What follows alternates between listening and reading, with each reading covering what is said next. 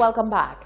Minister for Economic Development and Member of Parliament for Castries South East, Guy Joseph, has indicated that MPs are owed a salary increase. Joseph says the process to implement the increases were initiated by Labour Party MPs.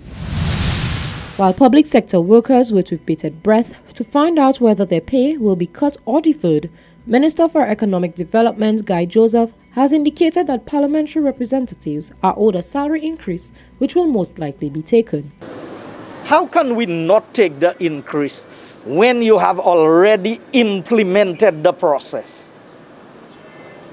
Because the reality of the situation is, even if we don't take it, it's owed to us. Joseph says it is beyond him that members of the opposition are now opposed to the increase when the issue has been through an entire approval process. When it was tabled in Parliament, it became effective because that is the basis on which the matter went to court, that we were owing the MPs of the Labour Party and we were refusing to pay them. The minister indicated that the issue of a raise is not one that was just decided upon recently, but rather has been an issue since the reign of the Labour Party government. Reporting for Hot 7 News, I am Genevieve Gonza. One young man who has faced many challenges when it comes to mental health is reaching out to people who may be struggling with those issues due to the period of isolation and social distancing during this COVID-19 pandemic. He says, unfortunately, mental health remains a taboo subject for many. Mental Health Awareness Month is celebrated every year in May to raise awareness of mental health and inspire action to promote the message of good mental health for all. Donnell Clary, a survivor of many mental illness battles, including depression and unsuccessful suicide attempts, have come forward to urge the public to practice acts of kindness to each other, especially during such a time of uncertainty. I would like to say to anyone that although someone may seem that they have it all together, depression can affect anyone, even the rich and famous. So we just have to be each other's keeper and be there for persons suffering with depression and just going through a rough time. Be kind, and I believe that we all was born with the power to save a life. Clary says it has been especially difficult for him during COVID-19 since there was a divide in the country with the borders and he had no access to his therapist, in addition to not being able to interact with friends and other loved ones intimately. He says the "we're all in this together" mentality should continue well after the pandemic. He indicated that more needs to be done in order to raise awareness of mental health, as everyone should have some knowledge and understanding of mental health and mental illness. I think that the government can implement more safe spaces for persons suffering with mental illness and also implement more free counseling where persons are free to go to get the assistance that they need and to make it a 24-hour thing, and also make this issue from in school, as in persons can learn and have a knowledge on mental illness from a very young age, so we can make it a topic in school.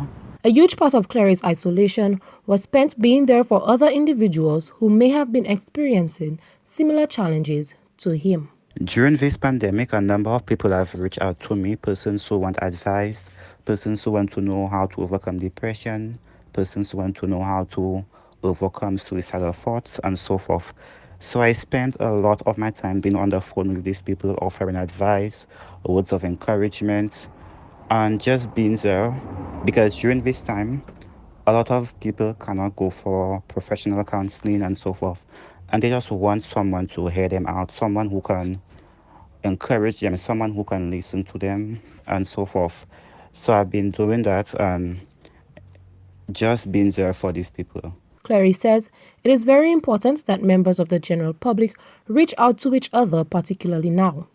He has also asked that persons take it upon themselves to educate themselves on the particulars of mental illness. Reporting for Hot 7 News, I am Genevieve Gonza. The 25th of May marks the 57th celebration of African Liberation Day. President of the Ionola Council for the Advancement of Rastafari, Aaron Alexander, used the day to reiterate the Council's calls to the public to never forget their history, as well as calls to the government to seek reparations on behalf of their people. President of the Ionola Council for the Advancement of Rastafari, Aaron Ras Ion Alexander, on the 57th anniversary of African Liberation Day, has put out a message to the public that they should never give up when fighting for their rights and justice. Alexander says, while both government administrations have failed to rally together with ICA on behalf of its people, the fight must continue. Today, in the spirit of our ancestors who were murdered during slavery and colonialism, and in the spirit of black liberation, we call on the authorities to observe the United Nations Declaration of 2015 to 2024 as the decade for people of African descent. The previous administration failed to do so, and now this administration, on its 4th year in office, has so far failed to do so as well. The Rastafari community encourages peace-loving and people of goodwill and tolerance to never give up. Stand up for our rights. The struggle continues. Alexander says, black people must never forget the wickedness that was inflicted upon the African ancestors and need to strive to ensure that as a conscious people, they never give to the misinformation of colonizers. We encourage our conscious brothers and sisters to never forget our history as a people. This is exactly what the oppressors and the colonizers want us to do. Men can forget, but history doesn't forget. Man can also forgive if he is kind-hearted. But we must remember everything, never forget. History have judged colonialism, and it has found that colonialism had no conscience. It was brutal, wicked, and evil at its core, and destroyed millions of lives, especially African lives. As the celebration for African liberation continues, Alexander is appealing to the government to observe the verdict coming from the 2001 conference, which stated that the transatlantic slave trade was a crime against humanity and agitated for the reparations to be paid to African and Caribbean countries. Reporting for the Hot 7 News, I am Novita Emmanuel Green. This is the Hot 7 TV Nightly News. Sports and weather are coming up after the break.